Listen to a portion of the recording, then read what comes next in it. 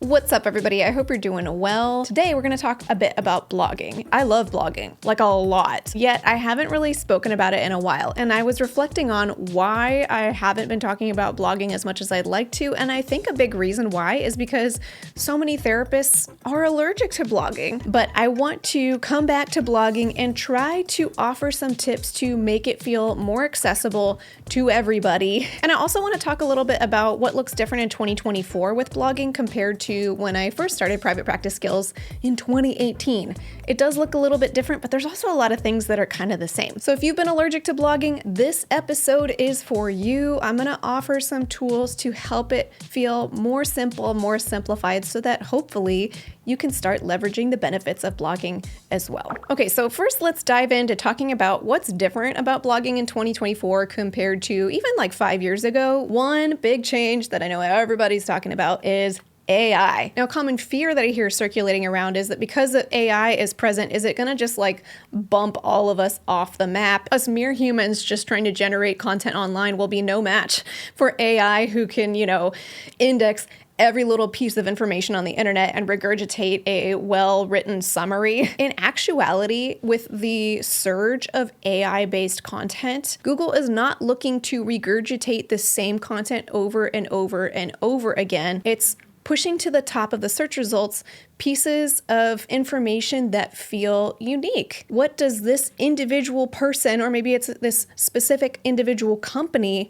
have to say about a topic that's different than what AI is saying, or emphasizes something that AI wouldn't be able to capture? So there's a lot of directions you can take to add your human element, your human perspective of, being unique, being your own person, having your own opinions, or speaking from your own direct experience. And Google is looking for that because most humans are not looking for information from a bot. In the past, the search engine algorithm would emphasize keywords a lot more. Like, does this website use these certain words that people type into search in some key places? And websites that did that the most would kind of get bumped to the top. But now the emphasis is just even more on creating humanized, authentic, useful, unique content. If you're a solo practice or a really small group practice, you don't need to know these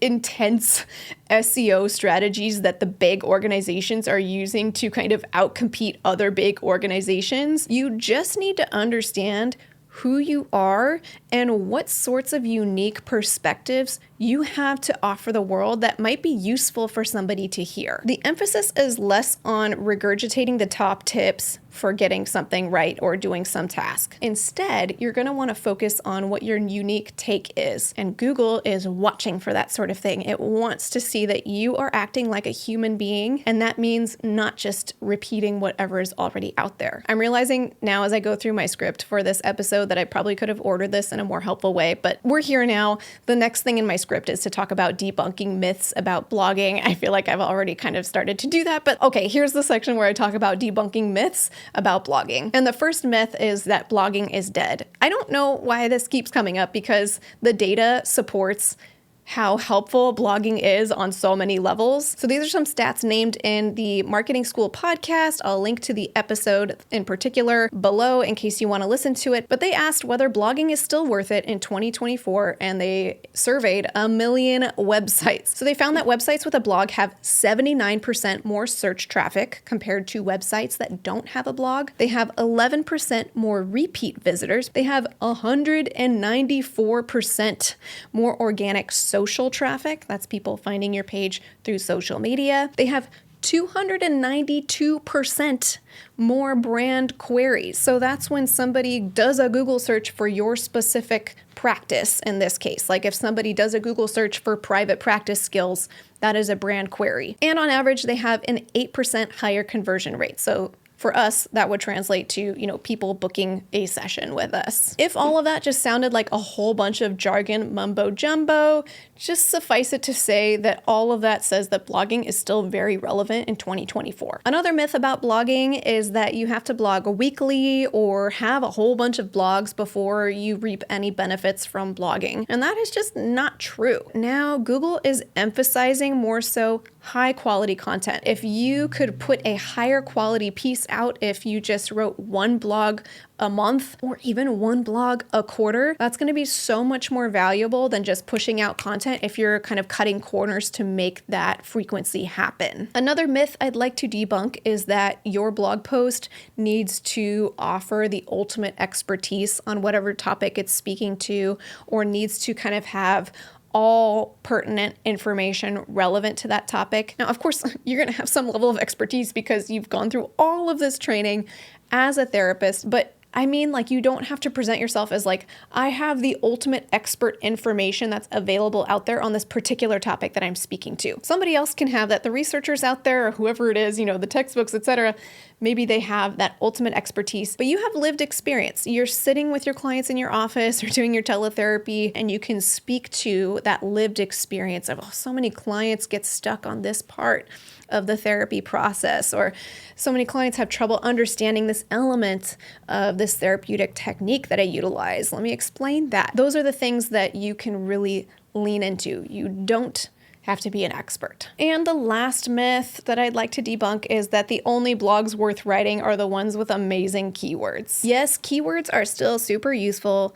in 2024, but you could also write a really useful blog without emphasizing particular like catchphrases or keywords. The emphasis is a little bit less on those really catchy keywords that AI would be able to answer, and more on unique human experiences. And the Google algorithm will still pick up on that kind of language and say, this looks unique and helpful, even if it's not that like trendy keyword. So now that we debunked some of the myths about blogging in 2024, I thought it might be helpful to offer a few tips if you would like to try your hand at blogging, but you just find yourself getting stuck. The first tip, if you're just feeling completely stuck and you don't know where to start, is to ask yourself, what your vision and mission statement are for your private practice, and allow your blog posts to flow from those. So it's less about like, what's the most hop-in search term related to my niche, and more of like, what is my goal here? Am I trying to educate folks? Am I trying to offer a transformation in a certain kind of way? Am I bringing a unique perspective? Am I trying to eliminate shame that people hold in this particular kind of experience? Keep coming back to it for each of your blog posts and lean into it. Everything I just said kind of assumes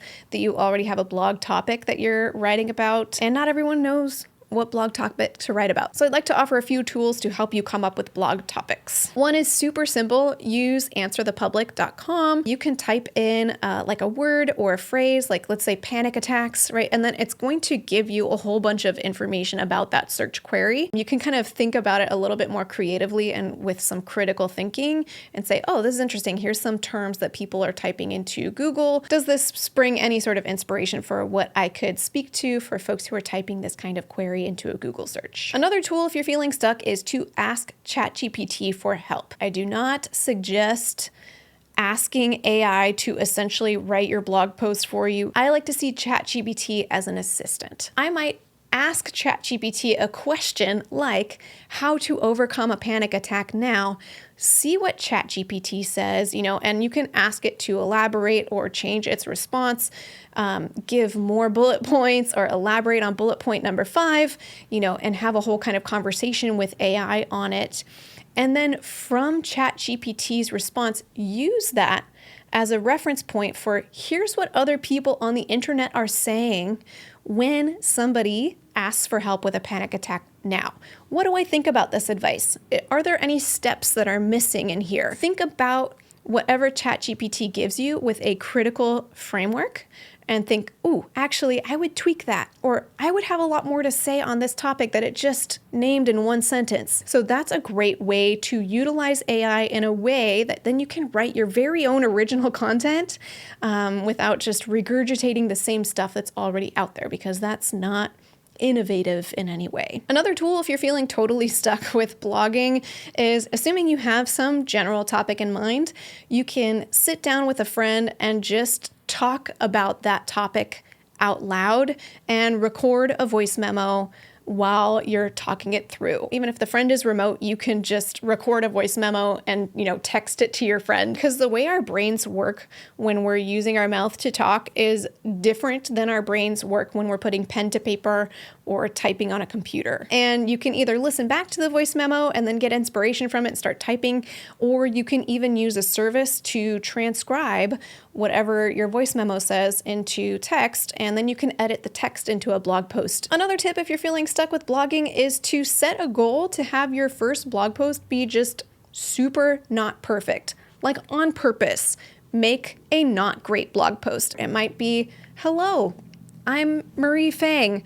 This is my first blog post, and so I'm just going to introduce myself really quickly, and I look forward to seeing you in the next blog post. It does help you rehearse writing the blog post, clicking publish, and kind of having this now neural pathway in your mind for like, this is what it's like to publish a blog post, so that the next time when you sit down to write a slightly less imperfect blog post, you've already rehearsed kind of going through the vulnerability of like writing something and clicking publish, and it'll get a little bit easier every time you do it. And another tip to help you get unstuck is to try to pick a really easy thing to talk about for your first blog post or second blog post. So this is a little expanding on the one that I said about like, try to make your first blog post imperfect and just like talk about whatever willy-nilly. But your first blog post where you're genuinely trying to offer some helpful content around a certain topic, pick something that feels easy for you. Don't pick something that you feel like you have to research a bunch or that's really, really complicated. Just pick something really, really simple. There's so many variables